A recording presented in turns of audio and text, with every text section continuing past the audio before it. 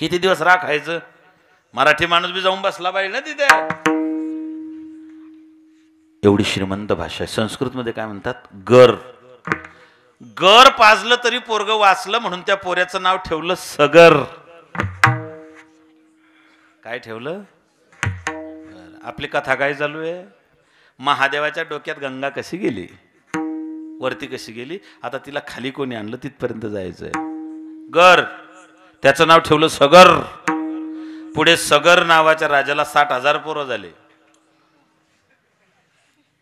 आपण फक्त ऐकायचंय. विठ्ठल विठ्ठल.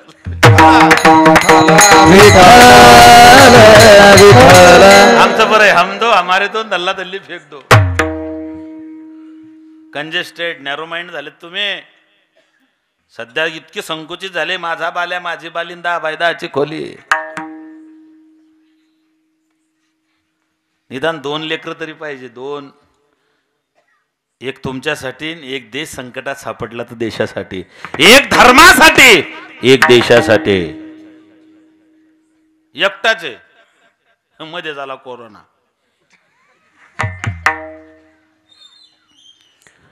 त्याने अश्वमेध यज्ञ करायचं ठरवलं. शामकरण नावाचा घोडा. तो घोडा त्यांनी इंद्राने पळवला ना कपिल मुनीच्या आश्रमात लपवला. आता या मुलांनी विचार करायला पाहिजे होतं. साधूच्या आश्रमात घोडा लपवला, मग यांना असं वाटलं साधू लबाडे ढोंगी पाखंडी आहे.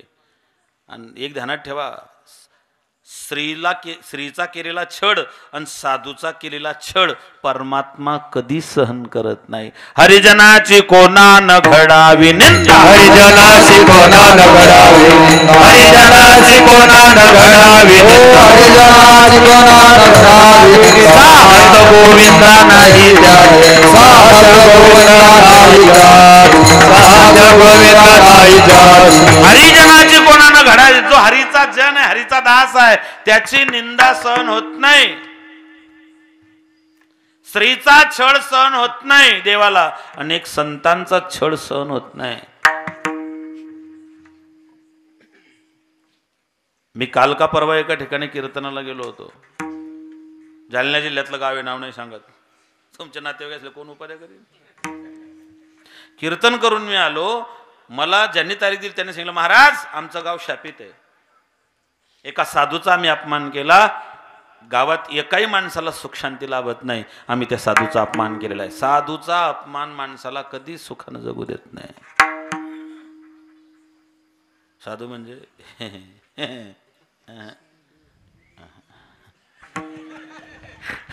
इकडे पाऊस नका. आम्हाला कोणती डिग्री लागत नाही त्याच्यातली.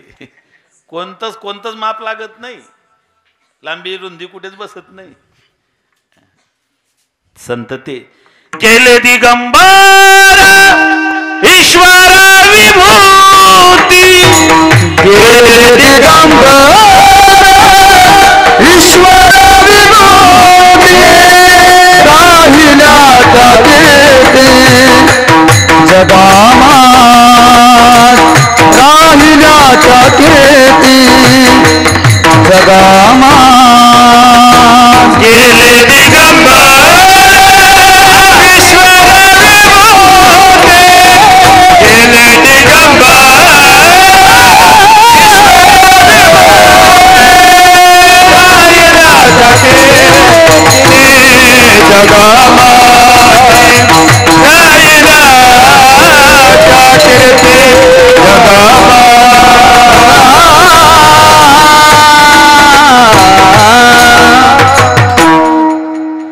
गेले दिगंबर ईश्वर विभूती.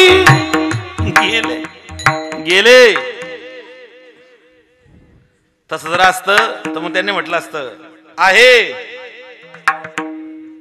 गेले याचा अर्थ आता नाही असा होतो. बरं, जे आहे ते दिसत नाही, जे आहे ते ओळखू येत नाही, जे आहे ते समाजाच्या पुढे येत नाही.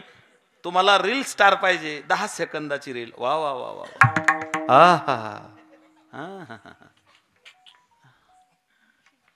मायबाप 60,000 मुलं झालेत. कपिल मुनीच्या अंगावर धावून गेलेत. कपिल मुनी शाप दिला, सगळे जळून गेलेत. या राजाची दुसरी बायको होती, तेव्हा बरं होतं. आता तिचं नाव आहे केशिनी. तिच्या पोटी जन्माला आला असमंजस. तो त्या कपिल मुनींच्या जवळ गेला आणि त्यांनी सांगितलं, महाराज चुकले, माझे पूर्वज चुकले, मी क्षमा याचना करतो.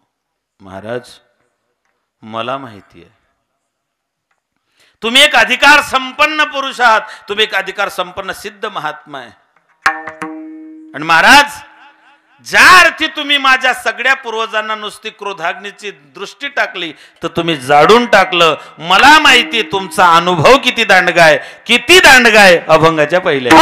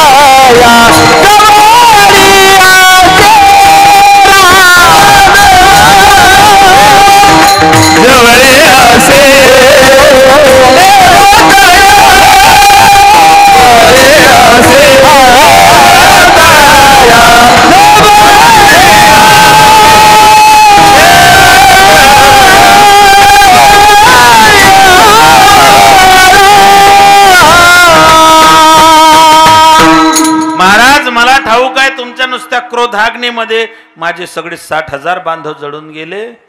हे कोणी सामान्य माणूस करू शकत नाही. ऐसा ज्याचा अनुभव विश्वदेव सत्यत्वे, ही तीच व्यक्ती करू शकते ज्याला कणाकणामध्ये ईश्वराच्या अस्तित्वाची जाणीव झालेली आहे. ज्याला जे जे दृष्टी दिसे ते ते हरिरूप, किंवा जे जे भेटे भूत ते ते मानिजे भगवंत. भूत कोणतं? उलट्या पायाचं नाही. जीव मात्रामध्ये, प्राणी मात्रामध्ये, सजीव सृष्टीमध्ये जे दिसेल त्याला भगवंताचं स्वरूप मानणं. सगळ्या ठिकाणी देव नटला नाना परी, किंवा ईश्वराचं अस्तित्व सगळ्या ठिकाणी, असा अनुभव ज्याला आलेला आहे. विश्वदेव सत्यत्वे.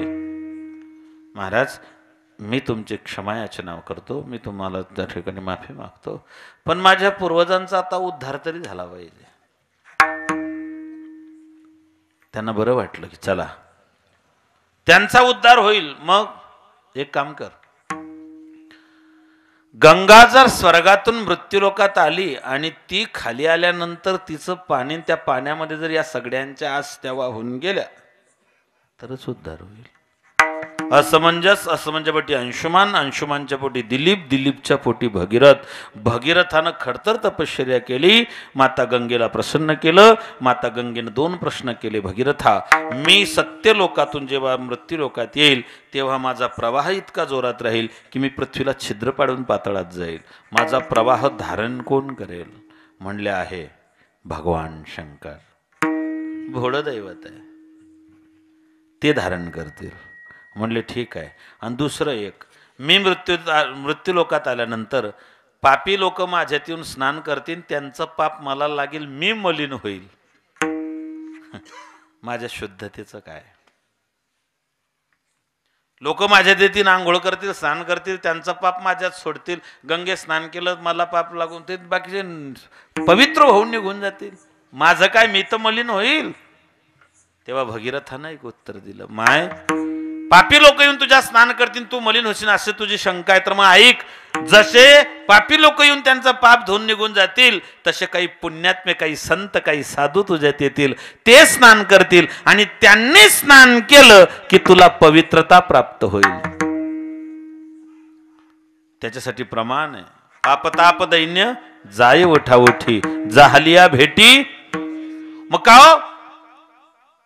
त्यांच्या भेटीनं पापताप जातं, त्याच्या मागचं कारण काय तर त्यांना अनुभव आलेला आहे. ऐसा ज्याचा अनुभव विश्वदेव सत्यत्वे, त्यांनी स्नान केलं की तुला पवित्रता प्राप्त होईल. मग ती माय गंगा डोक्यावरती जाऊन बसली. भगवान शंकराच्या, महादेवाचं नाव पडलं गंगाधर. गणपती बाप्पांना विचारलं, आई तुझ्या चेहऱ्यावरची चिंता काही बरी वाटत नाही, उदास काय टेन्शन आहे? कापसाला भाव नाही का? पावसामुळे मका आला आणि सोयाबीन गेली? दिवाळी चांगली झाली नाही हा का? दिवाळीला बलिप्रतिपदेच्या दिवशी नवऱ्यानं ओवाळताना सोनं टाकलं नाही? पुरुष मंडळी तुम्हाला एक सांगून जातो, आता यंदा दिवाळी गेली, बलिप्रतिपदाही गेली, पाडवा गेला दिवाळीचा. मुक्ताई मुक्ताई विठाल विठाल पुढच्या वर्षी एक सांगून जातो, दिवाळीच्या दिवशी लक्ष्मीपूजन आहे आणि दिवाळी झाली की दुसऱ्या दिवशी काय असतं? पाडवा. पाडव्याला कोणाचं पूजन आहे? मालकाचं पूजन करायचं असतं. पाडव्याला मालकाचं पूजन करायचं असतं, फक्त मालक शुद्धीत पाहिजे. काही मालक तर चहाच्या टायमालाच डोळे लाल करून येतात. मालकानं ओवाळलं की पुरुष मंडळी तुम्हाला सांगतो, पुढच्या वर्षी सोन्याची ऐपत नसेल तर नसेल नसून सुद्धा, पण पुढच्या वर्षी एक चांदीचा शिक्का पत्नीच्या ताटात तिला पाडव्याची ओवाळणी म्हणून टाका. चांदी हे लक्ष्मीचं स्वरूप आहे. आणि काही नाही, चांदी काही महाग नाही, 2000 काल तुटले भाव.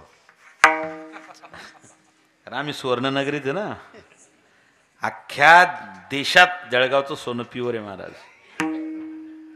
सुवर्णनगरी, चांदी लक्ष्मीचं स्वरूप आहे. पुढच्या वर्षी पत्नीनं वाढलं, वर्षभर महिन्यातल्या 2-4 क्वार्टर जरी कमी केल्या तेवढं तरी बाजूला पडेल की नाही. आणि बाकीचे माळकरी आहे किंवा जे निर्व्यसनी, त्यांना काही सांगायची गरज नाही, त्यांना बचत करायला सांगायची गरजच नाही. एवढं करा, पुढच्या वर्षी चांदीचा शिक्का द्या, आणि ऐपत असेल तर अजून सोन्याचा त्याच्यात द्या, आणि जास्तच असतील तर एखादी एक्स्ट्रा मला द्या कीर्तनाला. माझ्यासारख्या गरीब माणसाला दिल्यावर भलंच होईल ना तुमचं. विठाल विठाल. आम्ही गरीबच आहे ना महाराज. गरीब कोणाला म्हणतात? जो दुसऱ्याच्या घरी जेवतो त्याला काय म्हणतात? 10 महिने आम्ही घरी जेवतच नाही ना. असो, माय गंगा ती पवित्र का? जे स्नान करतील, ऐसा ज्यांचा अनुभव विश्वदेव सत्यत्वे. अजून गंगा डोक्यावरतीच आहे, आपला मूळ मुद्दा तिकडे गेलोच नाही आपण अजून. गणपती बाप्पाने विचारलं, आई चिंताग्रस्त काय? म्हणले डोक्यावर बसली ना ती, कानामागून आली आणि पुरुष मंडळी एका वाक्यात सांगतो, तुमच्या ध्यानात येतं का पहा. दुसरी येते ना डोक्यावरच बसते बरं. गंगा डोक्यावर बसले होते. मग खाली उतरायचं. गणपती बाप्पा सांगितलं आई टेन्शन घेऊ नको. नाशिक जिल्ह्यामध्ये ब्रह्मगिरीच्या पर्वतांमध्ये गौतम नावाचे ऋषी अत्यंत श्रेष्ठतम दर्जाचे ऋषी आहेत. आपल्या धर्मामध्ये काही ऋषी आहेत. अत्रि, वसिष्ठ, चवन, भरद्वाज, अरिष्टनेमी, भृगु, अंगिरा, पराशर, उत्तम, देवल, आश्लेषण, भारद्वाज, गौतम, पिपलाद, देवर्षी, ब्रह्मर्षी, राजश्री हे आपले पवित्र ऋषी आहेत. त्याच्यातले 7 ऋषी आहेत, त्यांना म्हणतात सप्तऋषी. सप्तऋषींचं स्थान आकाशात आहे. रात्री जर आकाशात पाहिलं, आकाश जर निरभ्र असलं तर 7 चांदणे एका ठिकाणी असतात. त्यांना काय म्हणतात? सप्तऋषी. खेडेगावात त्याला काय म्हणतात? आमच्या खानदेशात चोर खटलं म्हणतात त्याला. त्या 3 चांदण्या एका सरळ रेषेत आहे, त्याला काय म्हणतात इकडे? त्याचं ओरिजिनल नाव आहे त्रिशंकू. तो त्रिशंकूचा स्वर्ग आहे. त्रिशंकू कोण? राजा हरिश्चंद्राचा बाप.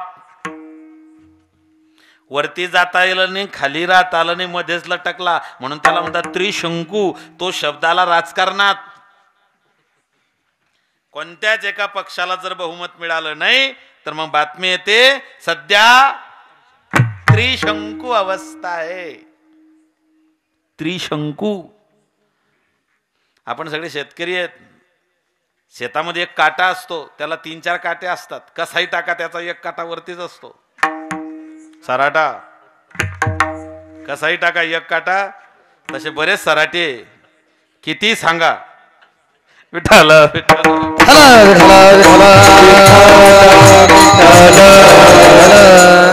भांबावलेले लोक महाराज. तंत्रित लोक. व्यसनांत वाटोळं झालं. 2 जण गांजा पेले, फुल टाईट झाले आणि म्हणे हे महादेवाचं मंदिर लुटून आपल्या गल्लीत घेऊन चाल. आपल्या दारी पाहिजे. बायकोला सोमवारी लई लांब यावं लागतं. लोट म्हणले. तो म्हणला काढ कपडे. तो घाणी कपडे काढले बरं का जोगदंड भाऊ. विठ्ठल विठ्ठल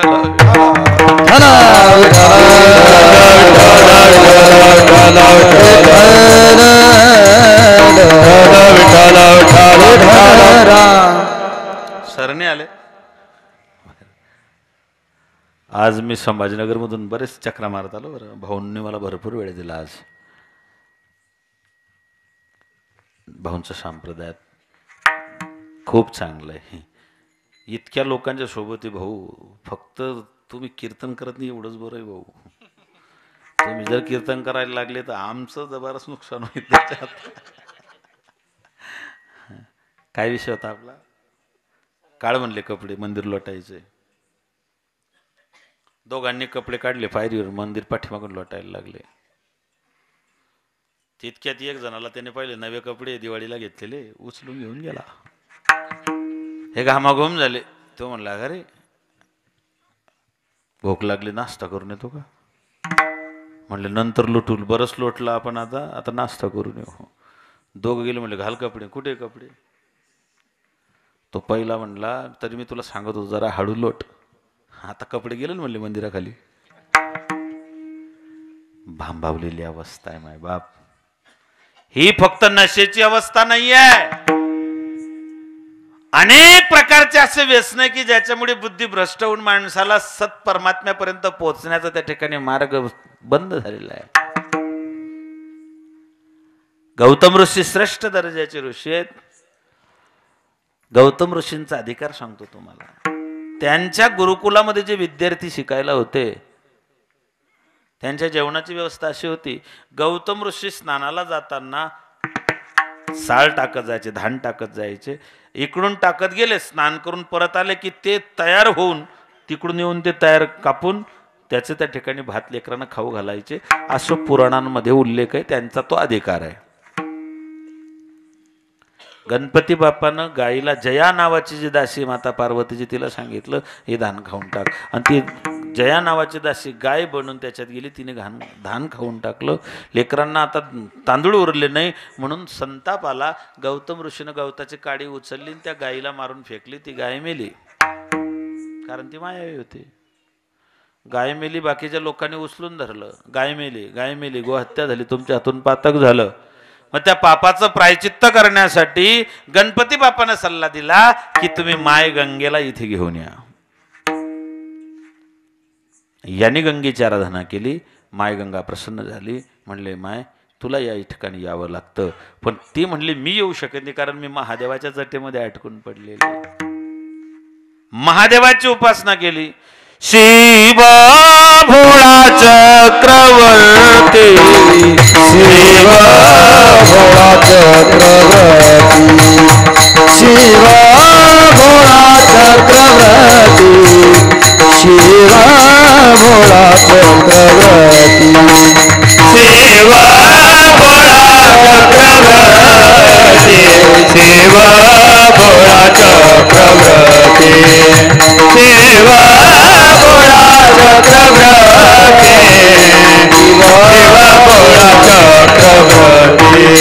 राजे पाय माझे देते, राजे पाय माझे देते, राजे पाय माझे देते,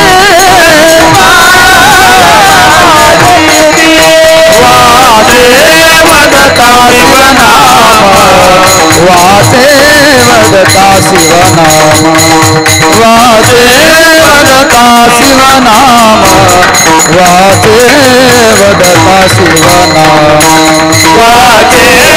वदता शिवनाम, वाचे वदता शिवनाम, वाचे वदता शिवनाम, वाचे वदता शिवनाम. शिव भोळा चक्रवर्ती, दाते पाय माझे देते, दाते पाय माझे देते, दाते पाय माझे देते, शिव भोळा चक्रवर्ती, राजे पाय माझे देते, राजे पाय माझे देते, शिव भोळा चक्रवर्ती त्याचे पाय माझे चित्ती, वाचे वदता शिवनाम. तयान बाधे भगवान महादेवाची आराधना केली. सांगितलं देव बाप्पा इथे आवर्षण पडलेलं आहे, दुष्काळ पडलेलं आहे, गोहत्येचं पातकाचं मला पाप लागलेलं आहे, म्हणून माता गंगेला इथे ना. भगवान शंकराने जटा आपटल्या. परिणाम काय झाला? जटेत बसलेली गंगा खाली आली. जटा आपटल्या, ती उदयाला आली. त्याचं नाव आहे गंगाद्वार. नाशिकला जर गेले असाल तर त्याचं नाव आहे गंगाधार.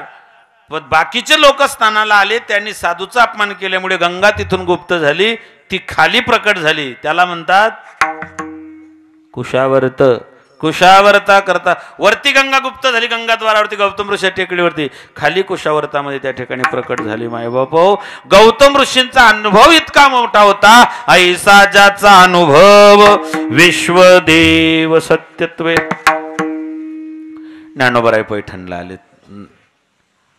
निवृत्तीनाथ दादा, सोपान काका, मुक्ताबाई सगळे आले. त्यांच्या वडिलांचे मामा तिथे राहायचे. पैठणमध्ये आले. त्यांनी शुद्धीपत्रासाठी प्रयत्न केलेत. त्यांनी सांगितलं मी धर्मसभेसमोर बोलतो, तुम्हाला शुद्धीपत्रक आणून देतो. आणि मग दुसऱ्या दिवशी सभा भरली. सभा कशी भरली? 4 वेद 6 शास्त्र 18 पुराण उपनिषद ज्याचे त्याचे पाठ तयार आहेत तो पुढे, ज्याचे फक्त 4 वेद 6 शास्त्र 18 पुराण तयार आहे तो त्यांच्या मागे मागच्या रांगेत, ज्याचे 4 वेद 6 शास्त्र आहे तो त्याच्या मागे, ज्याचे फक्त 4 वेद तयार आहे तो त्याच्या मागे, ज्याचे 3 वेद आहे तो त्याच्या मागे, ज्याचे 2च आहे तो त्याच्या मागे, ज्याचं 1च आहे तो त्याच्या, ज्याचं पुराण तयार आहे तो त्याच्या, ज्याचे फक्त उपनिषद आहे तो त्याच्या मागे, ज्याचे फक्त भगवद्गीता तो त्याच्या मागे, आणि बाकीचे मग मागे आपल्यासारखे ती मागे पाय लंबे घालून निवांत कार्यक्रम चालू ठेवायचा. मागे बसलेली मंडळी. सभा सुरू झाली. मग सभेत काय काय झालं तुम्ही ऐकलेलं आहे. काय काय झालं, कोणी कोणी काय काय नावं ठेवले, नावावरतून कसं चिडवण्यात आलं, सगळं झालं. आणि मग रेड्यामुखी वेद बोलविला, गर्भद्विजान झारविला, शांतिरूपी प्रगटला ज्ञानोबा माझा. मग पैठणच्या मंडळींनी आपले वेद शुद्ध करून घेतले. ज्ञानोबाराय या चौघं भावंडांना तिथेच काही दिवस ठेवलं, त्यांचा पाहुणचार केला आणि मग ज्ञानोबारायांनी सांगितलं, नदी बहती भली साधू चलता भला, आता जावं लागेल. म्हटलं ठीक आहे. मग पैठणच्या ग्रामस्थांनी काय केलं, बैलगाडी जुंपून दिली, सोबत तो रेडा दिला ज्याच्या मुखातून वेद बोलवले. चौघं भावंड त्या बैलगाडीत बसले. ज्ञानोबाराय गाडी हाकलताय, मागे निवृत्तीनाथ दादा आहे, सोपान काका मुक्ताबाईच्या जवळ आहे. पैठण सोडलं, पैठणच्या बाहेर पडले. निरभ्र आकाश आहे, आकाश स्वच्छ आहे, काहीच नाही. पण बैलगाडी चालताना पाण्याचे थेंब निवृत्तीनाथांच्या गालावर यायला लागले. निवृत्तीनाथांनी विचारलं, आकाशात ढग नाही, पाऊस नाही, आणि मग पाण्याचे थेंब येतात कुठून? त्यांच्या लक्षात आलं की ज्ञानोबाराय रडतायत. निवृत्तीनाथांनी सांगितलं, ज्ञाना. ज्ञानोबारायांनी पटकन डोळे पुसले. म्हणले, का रडतोय? काय उत्तर दिलं असेल ज्ञानोबारायांनी? माऊलीने सांगितलं, दादा, जे धर्म मार्तंड आहे, जे पंडित आहे, जे विद्वान आहे, ज्यांचे 4 वेद 6 शास्त्र 18 पुराण उपनिषद असे धर्मग्रंथ तयार आहे, त्या लोकांनी माझे पाय धुवावेत, त्या लोकांनी माझा जयघोष करावा, त्यांच्या हातून मी त्या ठिकाणी पूजा करून घेतली. मला याचं वाईट वाटतंय. ऐसा ज्याचा अनुभव, ज्यांनी त्रास दिला, जो खांडावया घाव घाली, का लावणी जयाने केली, दोघा एकोची सावली वृक्ष देई जैसा, ना तरी इक्षुदंडू गाडी तया गोड पाडी तयाकडून हेच कदा. जो खांडावया घाव घाली, का लावणी जयाने केली.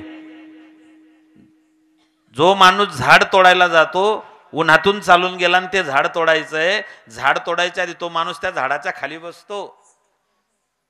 ते झाड असं कधीच म्हणत नाही की आम्हाला तोडायला आलाय, याला सावली कशी देऊ. किंवा ज्याने मला लागवड केली, मला लावलं, मी त्याला त्या ठिकाणी सावली देईन, तोडायला आला त्याला सावली देत नाही. हे फक्त तोच करू शकतो. ऐसा ज्याचा अनुभव विश्वदेव सत्यत्वे. पण का हो, ठीक आहे, त्यांना अनुभव आला, त्यांना देव सगळ्या ठिकाणी दिसला, त्याचा आम्हाला फायदा काय? अभंगाच्या देवतया जवळी आसे, देवतया जवळी आसे, देवतया जवळी आसे, देवतया जवळी आसे,